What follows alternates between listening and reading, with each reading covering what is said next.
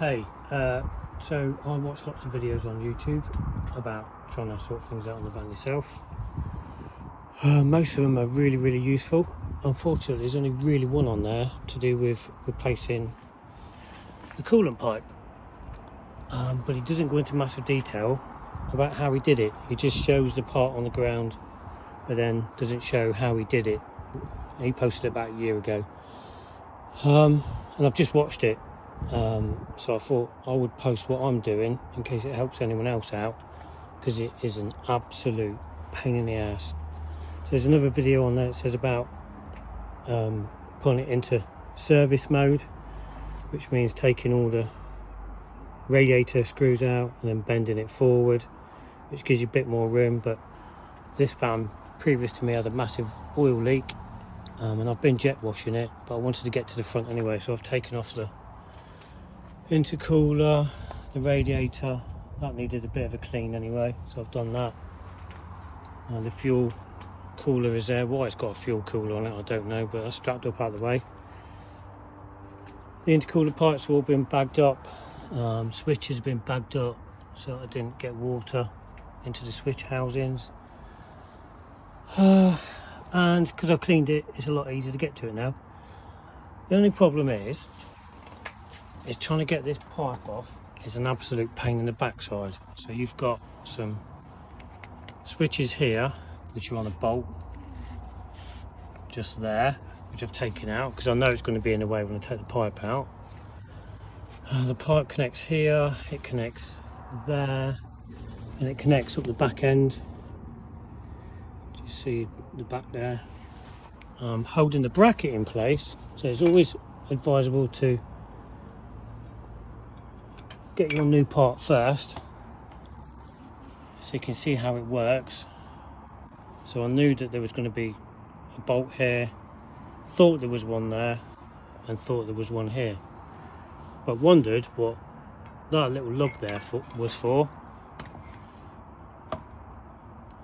here and here. So it turns out them little lugs have got another wiring loom attached to them, which you can just see. Oops. You just see there, which I think attaches onto the lug a bit like the rubber brackets do on an exhaust, where you have to squeeze them over a tapered bolt, if you like, with no thread on it. And there's another one underneath it here, which I haven't got to yet. I took the back end off because you need to get a bolt in. I don't know if you can see it.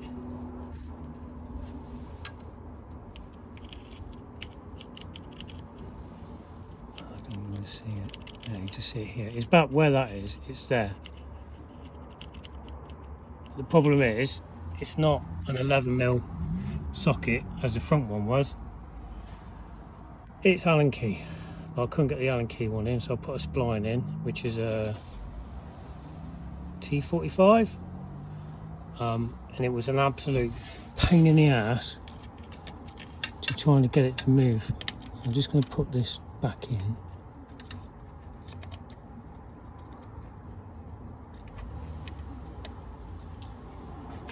Right, so you can see where it goes now.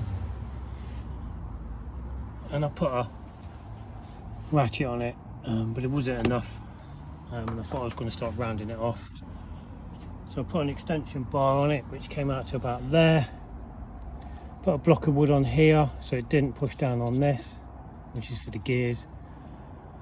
And then forced it to undo, still square because you don't want to round it off, against a piece of wood with, I have to get the big guns out, with a torque wrench, because you've got more leverage, more torque.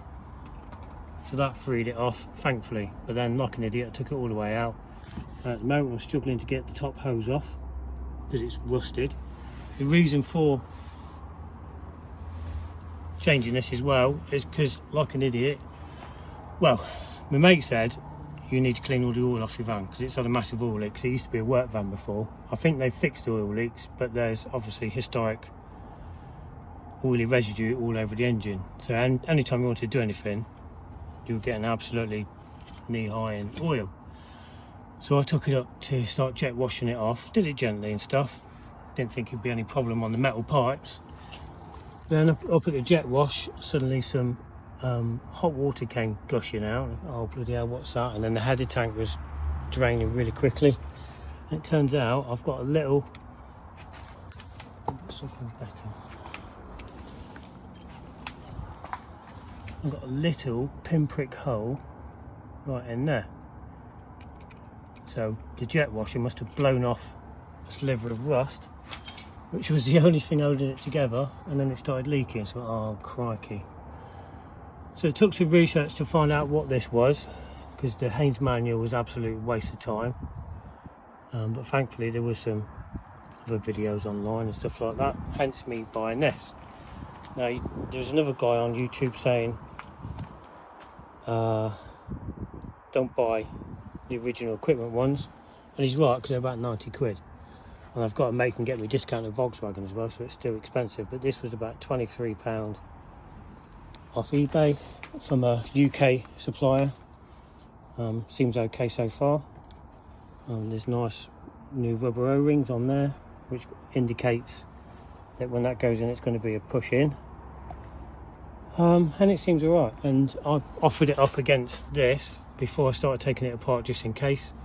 I had some other garages on standby and breakers yards in the Devon area in case I needed to run off like a madman this morning because it's bank holiday weekend.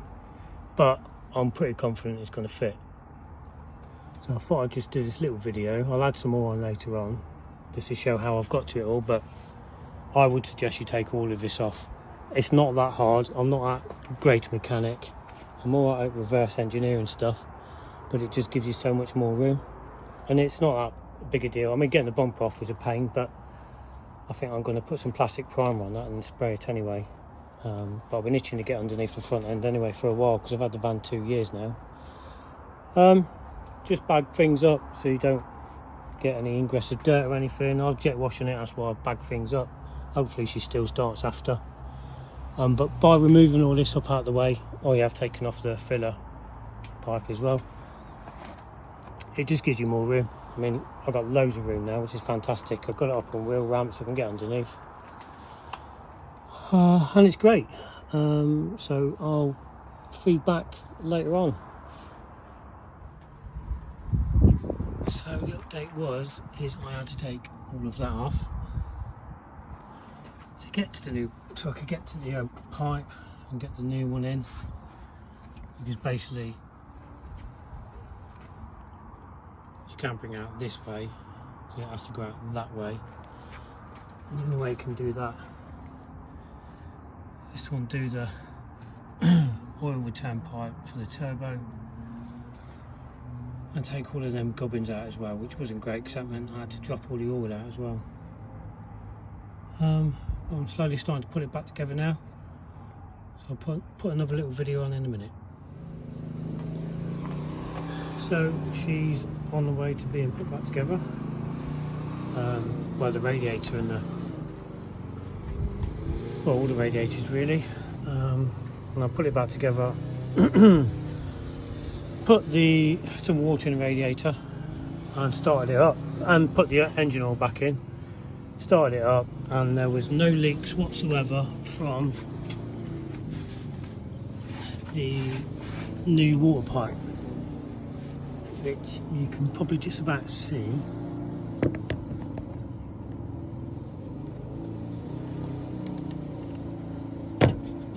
Up there, if it focuses in. Up there, and there's no leaks. However, I did have a major leak of oil from the filter housing, which is up there, and it did have a gasket on it, a metal gasket, but it's been on there since the van was built, so it was absolutely soaking oil out of there. So you can imagine I wasn't best pleased because I'd already put all the radiators back in. But I was absolutely adamant I wasn't taking them all back out again.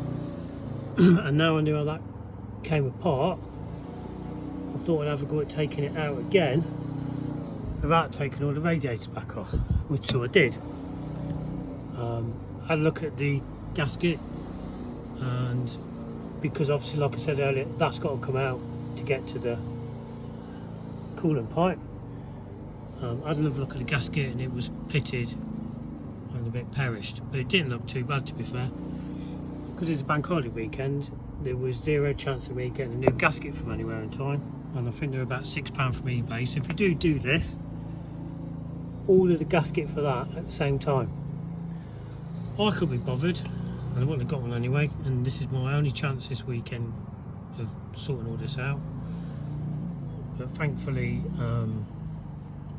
there was a car accessory shop near me that has this stuff, and I used this years ago, Hylamar. It's the only stuff you can use really for gaskets that are in contact with oil. Halfords don't do this anymore. The only ones they do is a silicone based one, and silicone will get broken down by the oil, so there's no point getting that.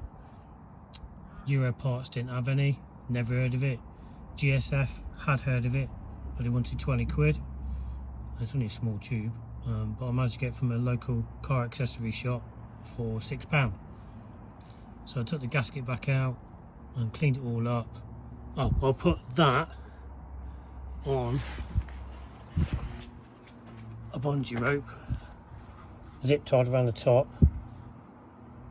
and because I didn't want to take all the other pipe work off it, and I was worried about it because it's quite weighty, I didn't want it pulling down on the pipes.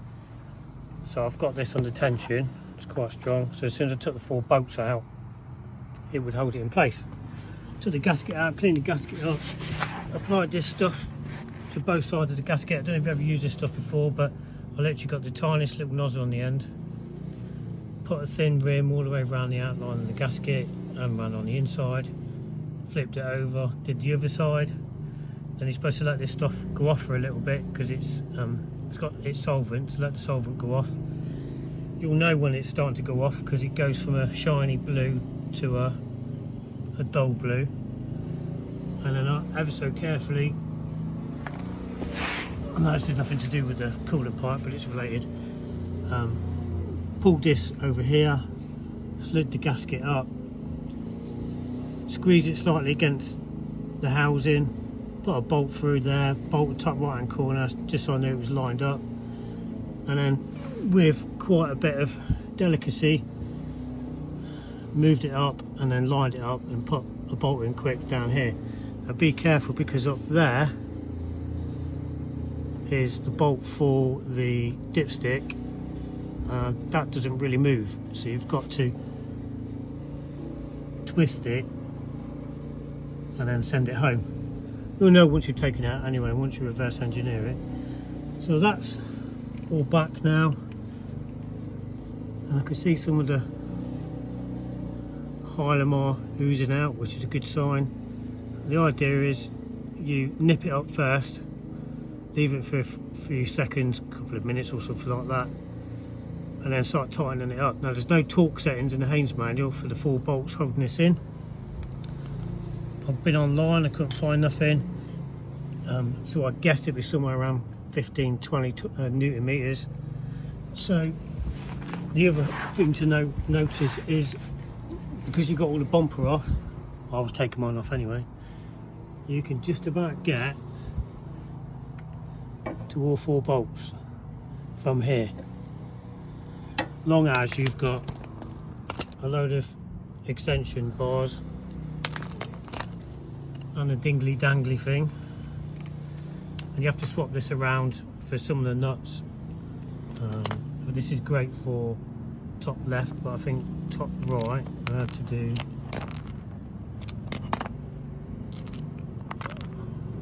bloody Krypton factor.